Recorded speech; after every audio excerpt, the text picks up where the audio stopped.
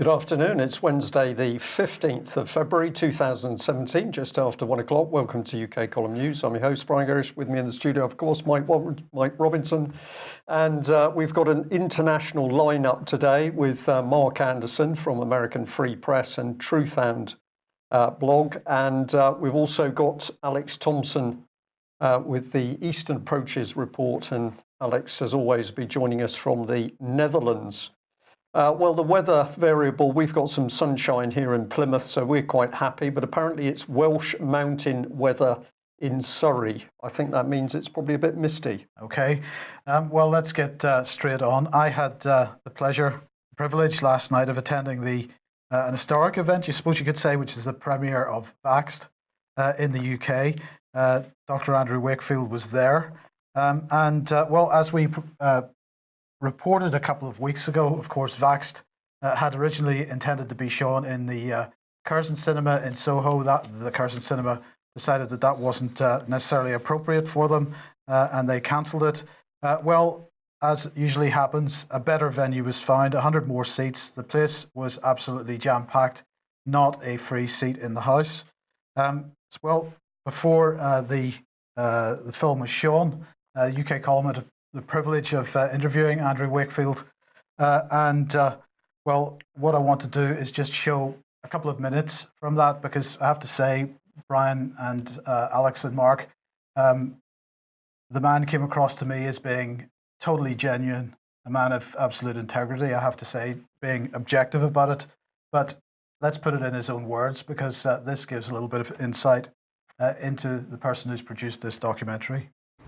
Well, firstly, there have been many times when I've thought about bailing on this, but not for very long. I think Richard Branson said, when something goes wrong, I give myself 15 minutes to sulk and then I get over it.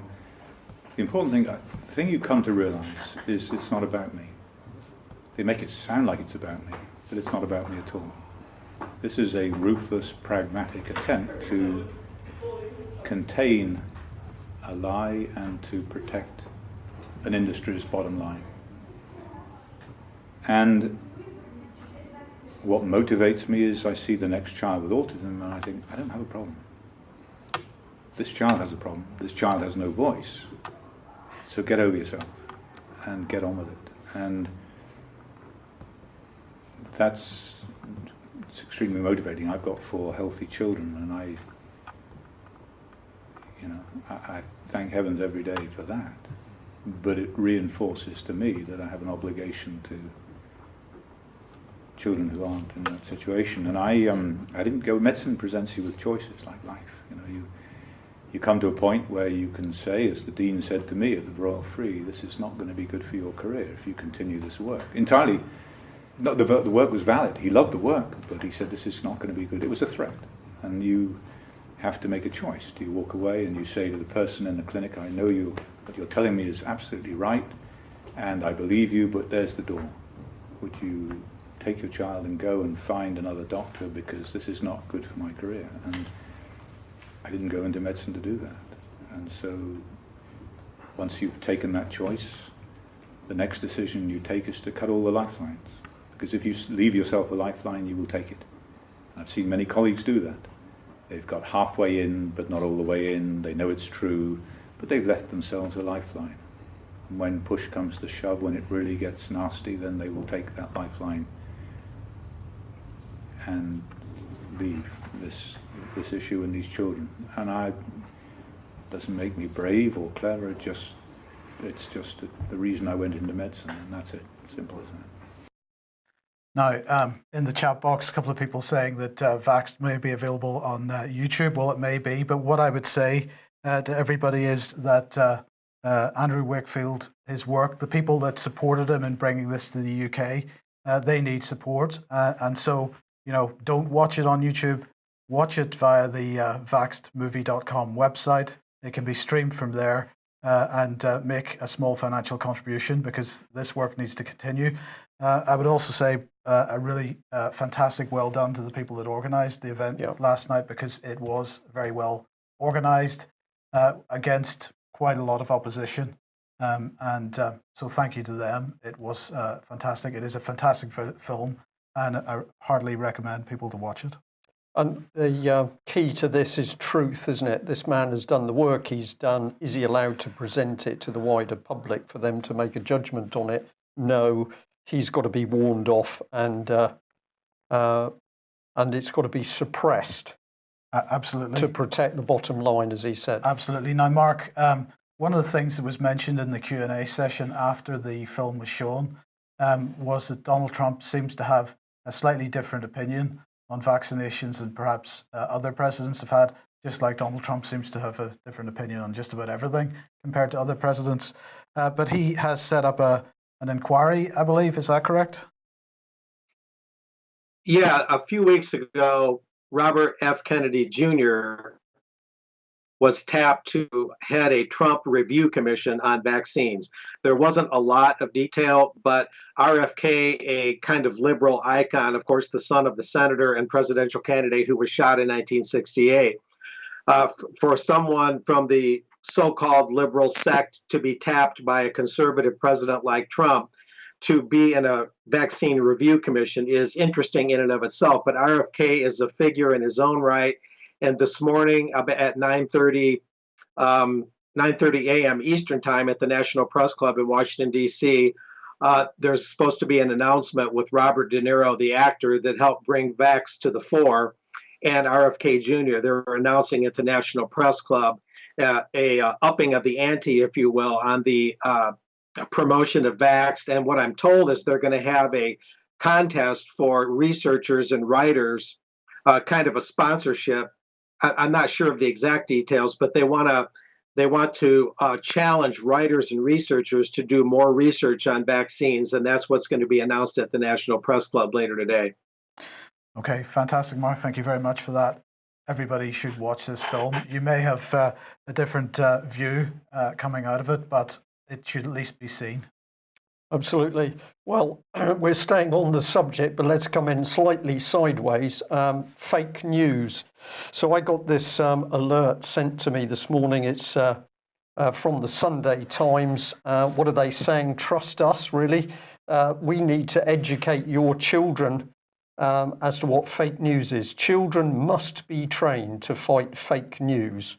So this is pretty amazing stuff now. It's quite clear that the national newspapers and the heavier weight so-called mainstream press, they are terrified. We've now got to get at the children to make sure they can't even understand what the truth is. Certainly don't want them to learn about dangers of vaccines.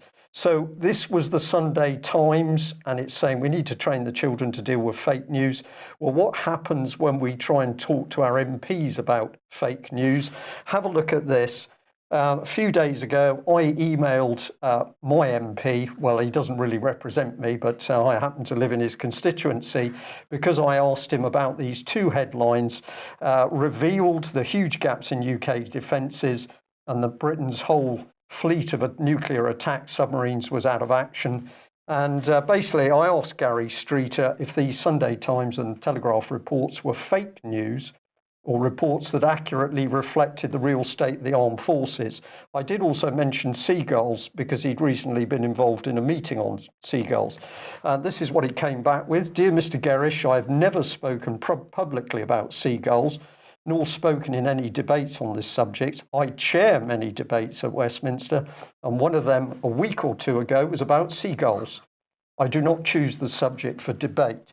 So he got a little bit shirty because he chaired that meeting and I said it was a pantomime. But this is the really nasty bit. He then attacks me personally. On wider issues, I have known of you for 2 decades or so, and during that period, have learnt not to take any of your comments on any subject seriously. Sorry to have to write to you in such stark terms, but you have brought it upon yourself. Best wishes. He doesn't even sign his name. So you ask your MP serious questions about whether this is the state of the armed forces or it's fake news, and he does not want to answer the question. And why does he not want to answer the question? Because he can't, because it is the state of Britain's military. He knows it's the state, and locally we are heading rapidly to the closure of Devonport Naval Base. And when that happens, of course, more and more job losses. Yeah, so that's you told Brian, and of course, because he didn't have an answer, he had to resort to personal attacks. A personal attack, yeah, absolutely. Now, let's have a look at what somebody else has, how somebody else has fared. This is a letter that a lady has received from Sarah Wollaston, having got in touch with her to speak about Melanie Shaw. And basically... we should just say Sarah Wollaston, MP for... the Totnes area in South Devon. But she was a doctor. She's sitting as chair of the Health Committee, so you would expect her to be pretty hot on the subject of failure of health treatment. So the letter was originally about the suffering of Melanie Shaw in prison, where, of course, she did not receive proper health care. So Sarah Wollaston says here, the remit of the Health Committee is to examine and scrutinise the policies, expenditure and administration of the Department of Health and its associated bodies. I'm therefore not able to comment directly on this case. And unfortunately, there's nothing further I can add to the letter from Peter Clark. Now, I don't know what was in that Peter Clark letter, but she ends, I'm sorry, I cannot be of more help to you. So that is, I can't do anything.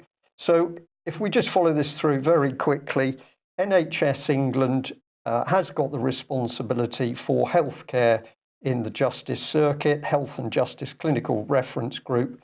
Now, if you look at the vision NHS England sets out, it's not to provide people with healthcare, it's to operate as a catalyst to support what good looks like. What sort of language do you think that is, Mike? Newspeak with a vengeance? It's pretty amazing, isn't it? The vision is not to provide proper clinical care, it's to support what good looks like. I'll leave you to think about that. Encourage you to go to their website, because here under scope and service, you can see that they are clearly responsible for the quality of healthcare within the wider justice system. And here's the Common Select Committee, Health Committee, and their role is absolutely to look at the policy, administration and expenditure of the Department of Health and its associated bodies. So if we follow this through, this is what these MPs are doing. They're representing the parties, they're not representing constituents, but we've got the Health Committee, which is there to monitor the performance of health provision through the Department of Health and also through the NHS.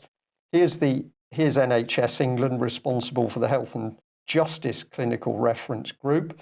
So they're looking after the prisons, and the prisons should be looking after prisoners such as Melanie Shaw. But Melanie Shaw, of course, ended up with a particularly vile leg ulcer, untreated. What then happens? The prison says it's not our responsibility, it's NHS England. NHS England says, well, we commission the NHS prison service, but we're not really responsible. And then if we now go to Sarah Wollaston, she says, as chair of the Health Committee, it's not my responsibility either. And if we follow it back to the Health Committee, they say they can't take evidence from individual cases. So how do they collect evidence, Mike? Well, they can't. Well, they can't. And in any case, they're not taking evidence now, and they're certainly not taking evidence today because they're all on holiday. But if you look at the website, what they encourage you to do is to have a look at this little video, a little cartoon video, which explains what they do. So I hope that's made it clear. We're now seeing our MPs, they're working for the party. They're not interested in what's going on in the country, whether it's vaccinations, health or conditions in prison. They're simply out for their own interests. Now, fake news. And last week, Patrick Henningsen and I recorded a special episode of Insight with Robert Stewart, the lone campaigner on probably the biggest fake news story ever, which was the 2013 news reports and panorama documentary called Saving Syria's Children. So we had a little dig into that for an episode of Insight. That's going to be shown on the live stream immediately after this program, so stay with it. Excellent. Okay, Alex, Defence Ministers meeting. I'm going to bring you in on this one. So today is the beginning of the Defence Ministers meeting with NATO, mainly about the mainly North Atlantic Council meetings. But of course, Michael Fallon will be there, so this is the first of the year and the first chance for NATO's allies, including Michael Fallon, to meet collectively with the new US Defence Secretary Mattis. So Secretary Mattis knows NATO well, according to the government, from his time as Supreme Allied Commander for Transformation, a post he took up 10 years ago. But the security environment facing NATO has itself been transformed in the intervening decade, apparently. So this week's meeting is a chance for the 28 allies to take stock of the challenges and opportunities they face to the east and south of the alliance, to reinforce the transatlantic bond and to affirm their commitment to deepening that link and their wider allied engagement. So that's fantastic. That's really excellent. But east and south, I think, is the key point here, because this, of course, means Russia's borders.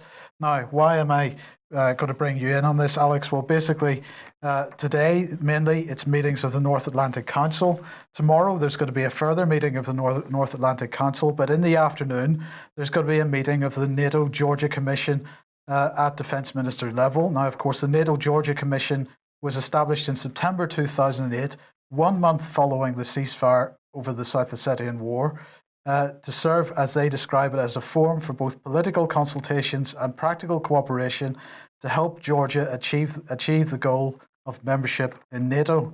So this is all about Georgia coming into NATO. And Alex, I think this is huge because, of course, the Soros-inspired South Ossetian War, and I'm saying that mainly because Saakashvili was absolutely a Soros man.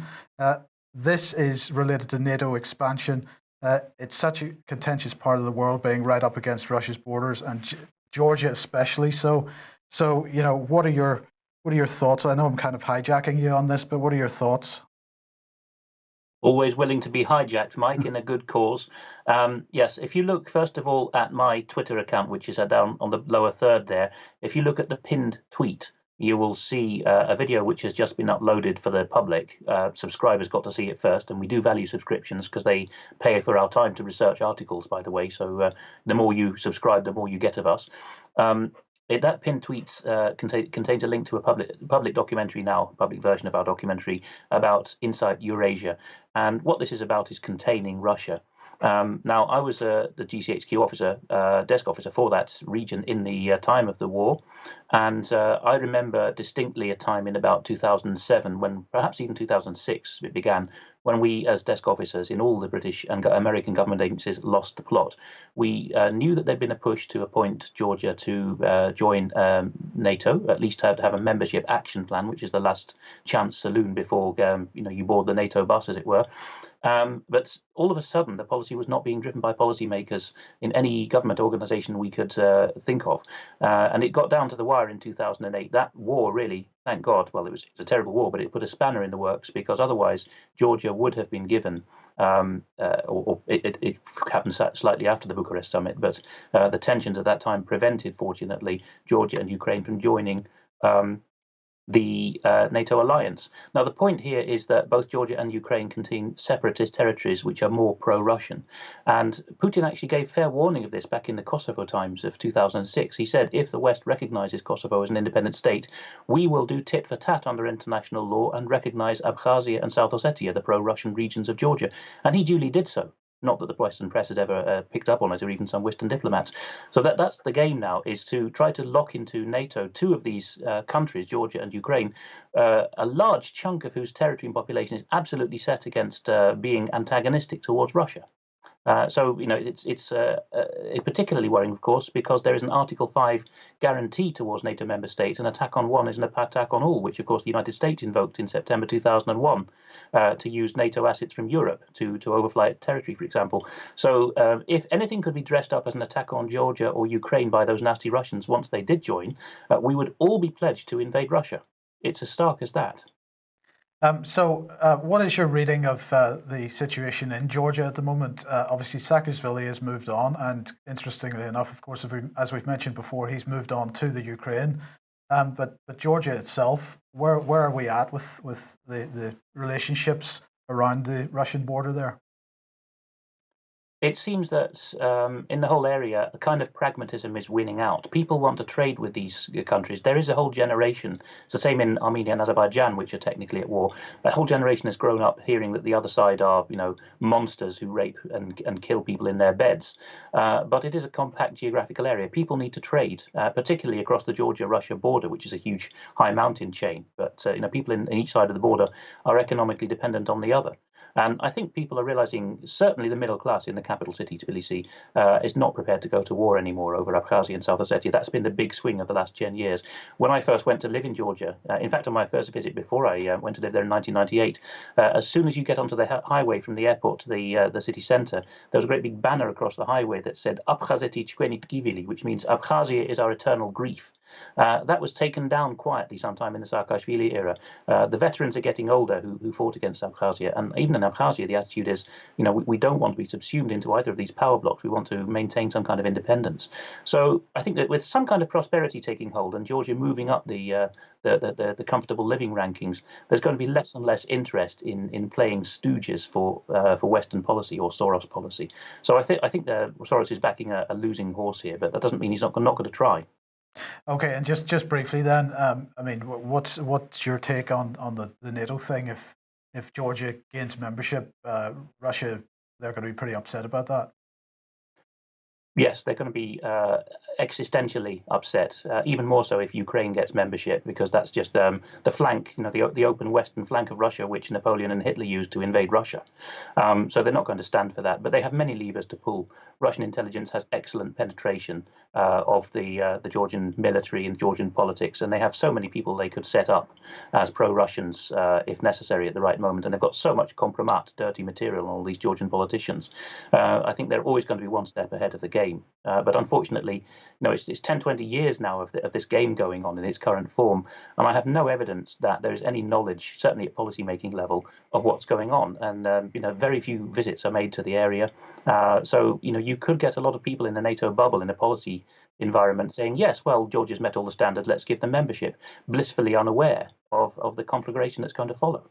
Yes, but it's quite all right, Alex, because NATO has just produced a new frequently asked questions document, and in it they say that there is no NATO expansion and we are not running up against Russia's borders, so we're all perfectly safe. Let's move on. Mark, the other day on the column news here, we were talking about the World Government Forum, or whatever it's called. You've had a further look into this and published an article on the Truthhound website. What are your thoughts? Well, it's very interesting. I know we have a lot of material today, but I was listening to some of the speeches, and Helen Clark, who's the 8th director of the United Nations Development Program, she's a former prime minister in New Zealand. She gave a kind of a core speech that outlined the basic outlook behind the World Government Summit. There's those words, world government, something we've been told for decades could never exist, doesn't exist, never has existed, but now, in the wake of the World Economic Forum in Davos in January, it's coming out that, yes, all along, we've been wanting a world government. And yet, Helen Clark said this at the Dubai World Government Summit, quote, "We're now for global governance." And I put in my column, she announced this as if full support for world governance is just now coming into being. We're now for global governance. And so there's this strange kind of language like that where they're dancing around the concept of world government, and yet they're basically admitting it. And then she went on to explain all these rather contradictory things about sustainable development and all the things that the UN wants to do that are as pure as the driven snow. But I'm kind of reading through my article here. She's basically saying, however, that in the peace and security realm, quote, effective global governance is struggling, she admitted, in peace and security. And so she wants to reinvigorate the UN's mission to get at the root causes of conflict and war. And one of those root causes, she said, is poverty. However, she said that the great thing about the UN and the Bretton Woods institutions like the IMF and the World Bank and the World Trade Organization. The great thing about this alphabet soup of agencies is that they've got our best interests at heart in this world government, and we can depend on them through all these multilateral institutions to tackle poverty and get rid of poverty as a chief cause of war and misery and conflict. Failing to note, however, that the IMF and its revolving loan schemes and all its debt schemes, and the book Confessions of an Economic Hitman by the author Perkins has brought this out. The IMF is a chief promoter and cause of poverty. So once again, the sheer hypocrisy of this multilateral approach of this world government, where the very institutions that it promotes cause the very conditions which bring about war and conflict, and yet we're told that these same institutions is the ticket to paradise. Well, and I mean, what's your thoughts about the overall agenda? Are they meeting their deadlines at the moment? Well, that's hard to say. There's an awful lot of material coming out of this Dubai World Government Summit. That's its literal name, as you guys have already reported. They're clearly behind schedule or beginning to kind of lose their tempo a little bit in some areas, particularly the peace and security realm. She admitted it's struggling. But of course, they put their best face forward. They try and put the best patina on this that they can. It's really hard to say if they're behind or on schedule in all these multilateral areas.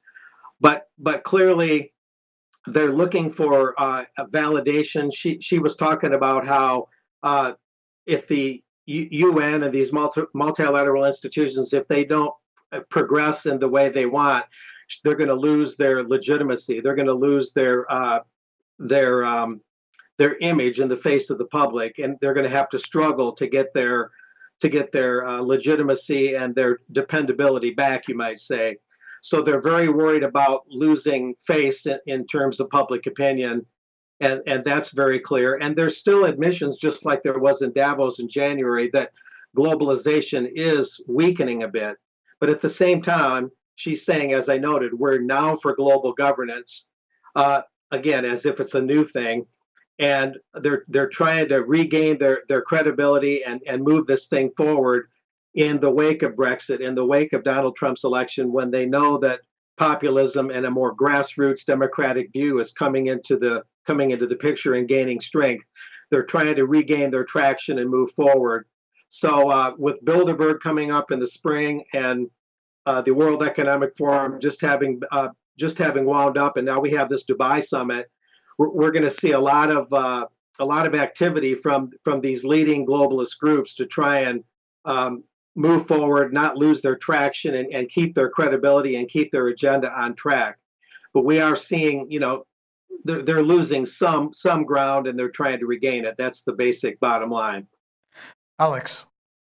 Yes, I just wanted to say that when you featured this Dubai-hosted World Government Summit the other day, Mike, I noticed the Arabic on the board in the background, with the syntax being a bit different than the English, and I've just looked it up.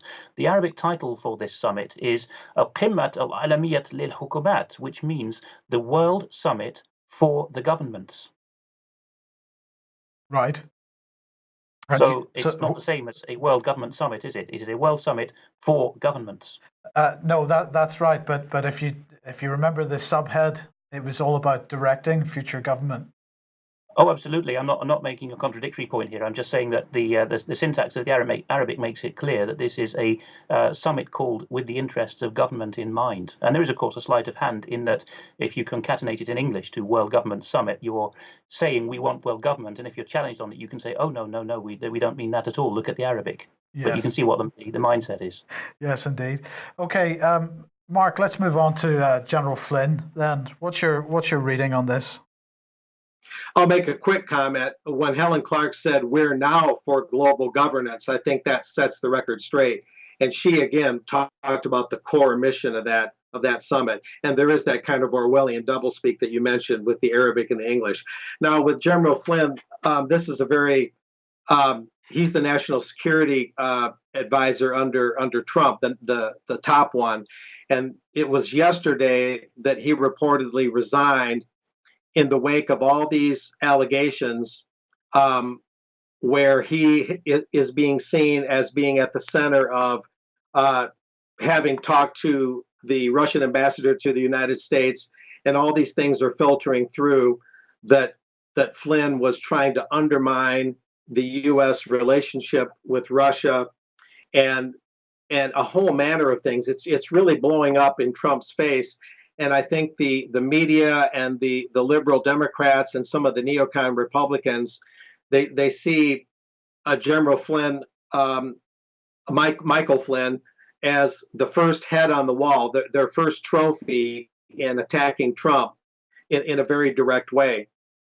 And I'm just going through an item here. So something I was reading on Global Research talks about that in the latter days of the Obama administration, right before Obama left, there was those 35 Russian diplomats that were dismissed and sent out of the United States over the unfounded allegation of Russian interference in U.S. elections. And some analysts are seeing Obama as having preset the dials, using the long-term lies peddled by the media and setting that basic foundation.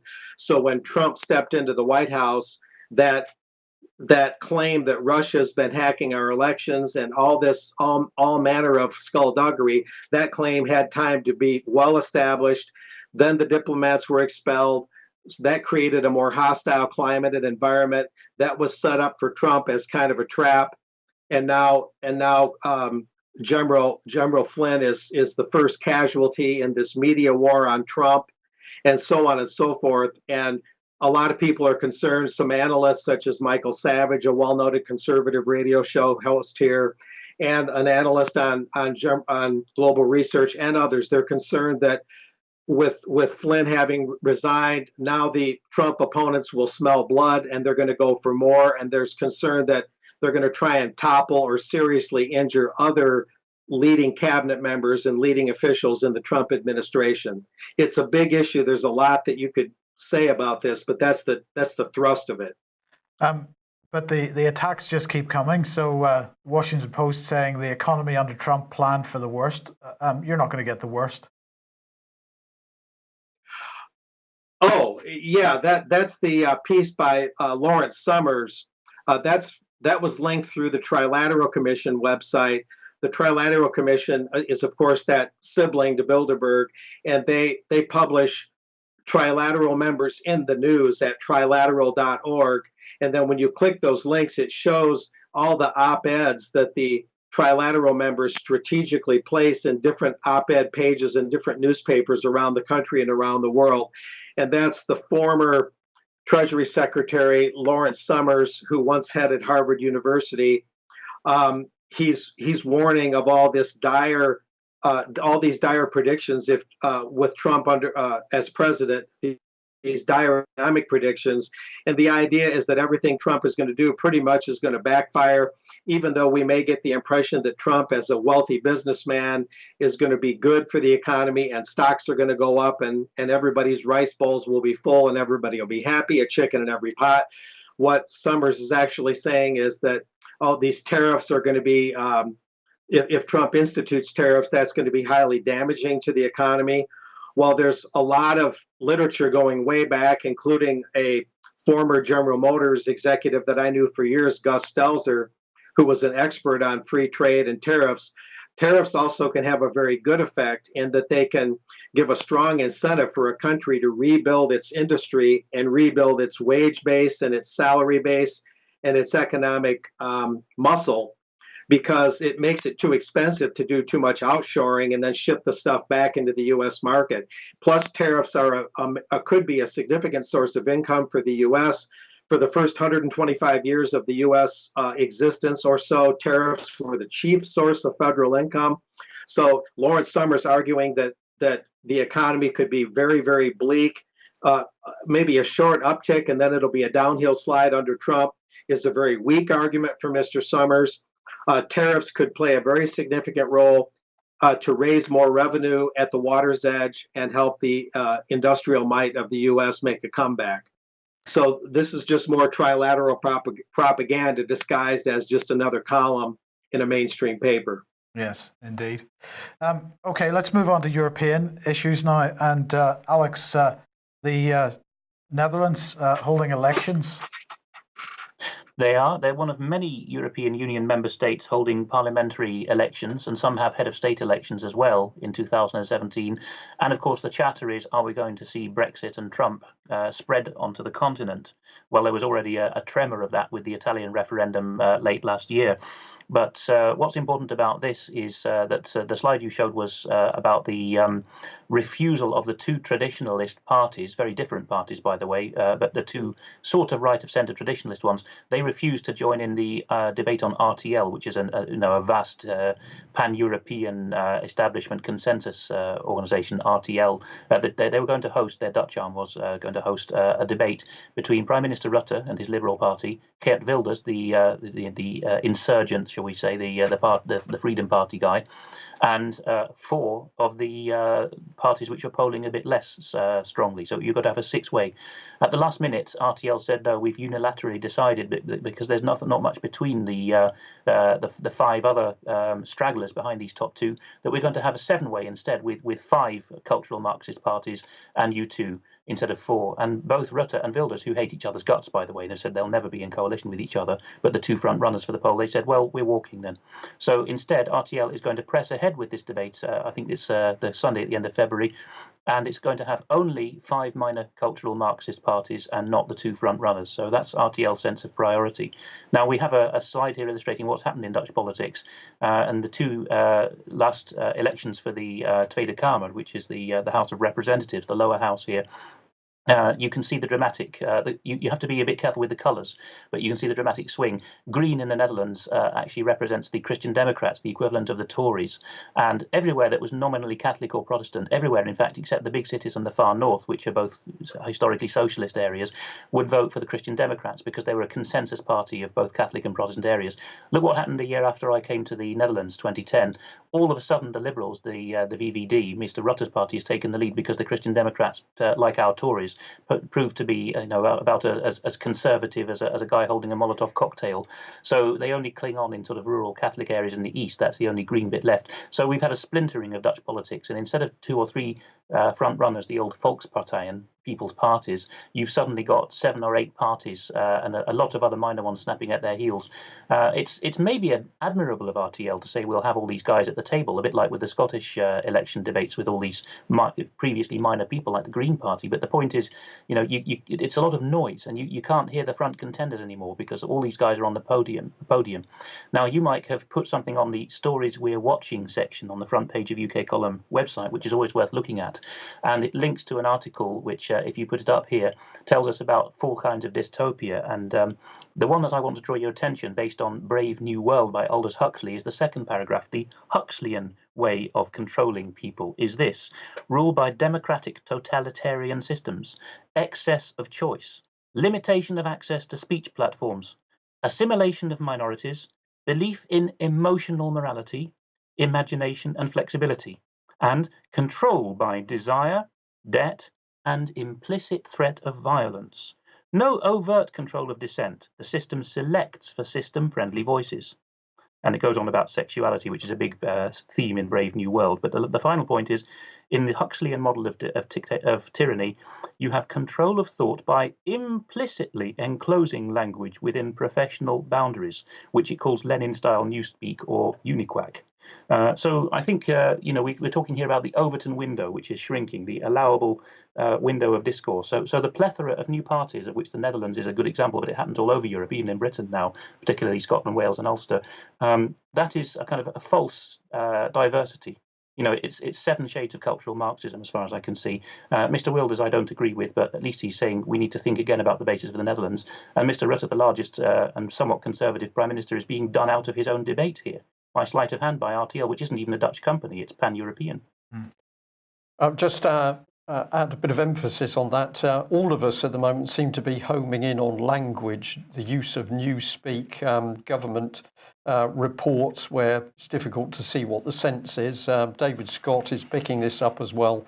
I think it's going to have to be one of our key areas of research to show how language is being manipulated to help this political agenda. Well, let's look at the manipulation of language and bring in our old Nick Clegg here, who apparently seems to be speaking multiple languages, Dutch, French and Spanish, Alex, and had this to say: "Dear Dutch and Belgians in Britain, I don't agree with Westminster Parliament's vote on Article 50, so I'll be supporting your right to stay no matter where your home is. No government has the right to take it away." Well, I just transcribed the Dutch remarks there. He says similar things to the Spaniards and French speakers. I didn't realise his Dutch was that bad. He gets the gender of every noun in that 1.5 minutes wrong, but never mind. What he's trying to do is obviously virtue signalling. We have a word for this kind of behaviour now. But of course, he's confusing several matters of common law, international law, treaty obligations. Your home is one matter, but your citizenship is another. It has always been open to members of the EU, despite the passport which says the European Union on it when they came to Britain, so they were allegedly a citizen already. It was always open to them to seek citizenship. I know that heartrending stories of people who by marriage have got multiple nationalities in one household, and now they feel threatened. But I'm afraid the only entitlement you have to be in a country is if you seek citizenship. That's what you do when you move to another country, whether or not there is a supranational umbrella which could disappear at any moment. A lot of people have not availed themselves of it. According to one Facebook group, they call themselves the 3 million, who suddenly have no right to remain. But the way to get right to remain is to seek citizenship. And he's tugging people's heartstrings here, Clegg, by saying, "Poor British government to destroy your homes." But I'm afraid people have, what they've been lulled into is maybe partly media, partly laziness, partly lack of choice or money or whatever. But the only way that you secure your home and your right to stay in a country is by becoming a citizen. Yeah. So you can see how much destructive power of language is at work here. Yes, okay, well, let's move on to the European Union and potential breaking apart of it. But before we do that, Jean-Claude Juncker, this article in Sky News, Jean-Claude Juncker doubts EU unity during Brexit talks. Well, Alex, this article only really covers half of what he says, because you also pointed us to the origins of this from this German newspaper, and I just wanted to highlight this particular quote from it, because he said, "People are saying with Trump on the scene, Europe's time has come. I doubt that, because unless there's much more severity, the British will manage to bring division between the rump, the 27 member states. We shouldn't actually be allowing the British to do what they're already doing, acting as if they had sovereignty to sign trade agreements with other entities, which are not allowed to do so. Which they're not allowed to do. As long as the UK is an EU member state, trade policy is the competence of the EU and thus of his commission." So Sky News wasn't reporting that little snippet. He was not. They were not reporting the bit in which he was talking. Well, he's a Luxembourger, which is a dialect of German, his native language. But he was giving this interview in German, it seems, and they're not reporting the bit in which he said, "The British are not permitted to do this," because I think that would be a bit too close to the bone. So if you look at the headings in this Deutschlandfunk version, which is, on the continent, they actually give you the wording of what people say. An interview is actually, question, answer, which we rarely do in the English-speaking world. We should do more of it because it gives much less wriggle room for journalists to dress things up and leave things out. Juncker says the headings he's been given here are: "We are not proud enough of Europe." The institutional cowardice of heads of government, by which he means the sovereign members of heads of government of EU member states. The Greeks have made many reforms. The British will divide EU member states from one another, play divide and rule. So all of these headings have not made it to the Sky write-up. So you cannot trust any kind of British media write-up of a continental interview or any foreign language interview. You have to go, at the minimum, you have to use a machine translation to find out what's being left out. I'm really shocked to hear that. Isn't that why we have BBC monitoring? We have whole teams of people to know what people are saying in foreign nations. Could the BBC be distorting the truth? Well, I assure you, Brian, the quality, it's being slashed now, but the quality of BBC monitoring and, of course, the CIA equivalent, the Open Source Centre, historically known as FIBIS, FBIS, is very good. They did full gists or full translations on request as well. It's absolutely down the line. But that, unfortunately, that is a product not available to the taxpayer who funds it. It's only available to government and selected NGOs and hangers-on. But Alex, The Guardian here, the headline is "Plans for Two-Speed EU risk split with peripheral members," and they're saying countries likely to be outside the core, such as Poland, fear that the inner group could start to take unilateral decisions with continental-wide effect. They are aghast at the first draft of the Rome Declaration made no mention of the nation state and are wary of an EU with an integrationist group at its core.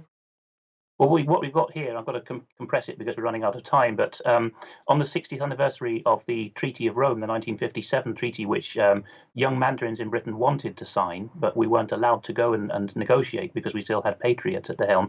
That 60th anniversary is now being recommemorated, but we're back to this core of les six, as the Dutch, as the French used to call them, the Benelux three, France, Germany, and Italy, the countries in which historically dreamers and large conglomerates have said we need to have post-national supranational government.